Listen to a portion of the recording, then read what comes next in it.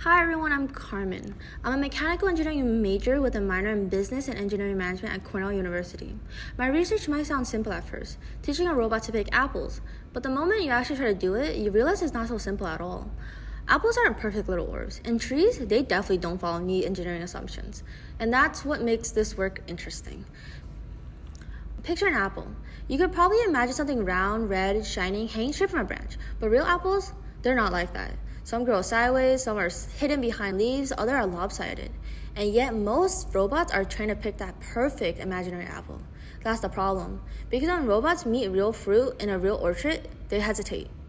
So now we got a gap, a mismatch between the clean training data we give robots and the messy, unpredictable world they actually face. And that brings us to the real challenge. How can robots adapt to imperfect, non-spherical apples? Why does this matter? Because agriculture is facing a major labor shortage. Every year, apples go unpicked simply because there aren't enough people to harvest them. Automation can help, but only if it's built for the real world. We don't need robots that can work only in the lab. We need machines that can handle the mess, just like humans do. And this isn't just about efficiency. It's about scaling food production sustainably in the face of labor gaps and a changing climate. To get there, we have to think about how we train robots, not like students memorizing flashcards, but like people learning by doing, adapting in real time. So I created my own testbed, not a full orchard, but a control setup with apples I designed myself. These weren't perfect spheres. Each apple had quirks, flat-sided, indentation, weird shapes, modeled after real fruit from last year's field trials and online photos. I built them to weigh between 200 to 250 grams, carefully balancing sand, an apple core, and a lot of hot glue. To keep the sand from sloshing around, I even added interior barriers so the center of mass stayed stable.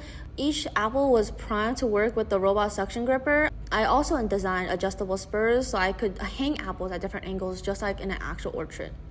Then the trials began. Using a UR5E robot, I ran about 120 trials, testing all sorts of combinations, different apple types, varying branch angles, loose versus stiff spurs. Here's how a typical picked work. The robot will move near the predetermined apple location. Its in-hand RGB camera would visually survey for the fruit. If it couldn't find one, it would shake its wrist until the apple came into view. Once detected, the apple would center it in its field of view, move in, and begin suction. It would place one suction cup, rotate until another made contact, and deploy its fingers. I used a linear pole picking controller and logged every success and failure to later feed into a learning from demonstration algorithm, helping the robot go from just copying my motions to reasoning on its own. The results told a clear story. Apple types made the biggest difference. Envy apples had a 65% success rate, Fuji at 60, Cortland at 52. Branch angles mattered too. 45 degrees was the best at 70%. Steeper angles dropped to the low 60s. Spur stiffness had a small effect on its own, but its impact grew in combination with other variables. For example, loose spurs at 45 degrees, best combination, 73% success. Stiff spurs at 60 degrees, worst, just 33%. Cortland apples with stiff spurs dropped as low as 45%, while the Fuji apples stayed strong consistently across conditions. So while some variables seem minor on their own, their interactions tell a deeper story of what helps or hinders the robot in real-world tasks. From this, I now know which conditions give the robot its best chance and where it struggles. A possible next step would be feeding these trials into a learning from demonstration database to see if the robot can apply what it's seen to a new challenge, like picking a red delicious apple on a middle ground spur. Another future idea is to redesign the apples themselves, making the interior more molecular so the weight could be adjusted easily without throwing off balance.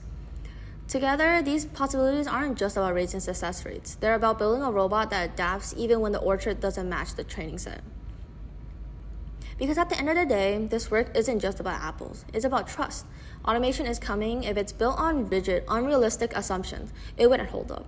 Because the real world is messy, shapes are weird, things go wrong. If we want robots to truly help us in farms, homes, or hospitals, they need to adapt, to learn like we do. And if a robot can succeed with a crooked apple, maybe it can succeed with everything else a little crooked too. So as we build the next generation of robots, we have to ask ourselves, what kind of technology do you want to trust? Because it's not enough for it to only work in the lab, it has to work where life happens. I'd like to thank the people and organizations who made this work possible, my mentor Cindy Grimman, Alejo Velasquez, the entire On Farm team, and Agate for the support and guidance. Thank you for listening.